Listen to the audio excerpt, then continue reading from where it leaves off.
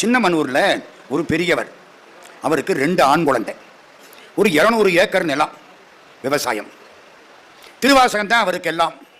எந்திரிச்சாலும் தூங்கினாலும் திருவாசகம் தான். கடைசி உயிர் எழுதி வச்சார். உயிர் எழுதி வச்சுட்டு இறந்து போயிட்டார். இறந்த அன்னைக்கு உயிர் எடுத்து பார்க்குறாங்க.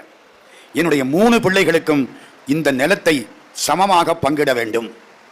இருக்குது 2 பிள்ளை தான். என்ன நினைப்பு வரும் நமக்கெல்லாம்? எங்கேயோ தெரியாம ஒன்று இருக்கு போல இருக்கே. நம்ம புத்தி அப்படித்தானே நினைக்க. அவர் கடைசியா எழுதுறார், என்னுடைய பிள்ளைகளில் முதல் பிள்ளை மாணிக்க வாசகர்.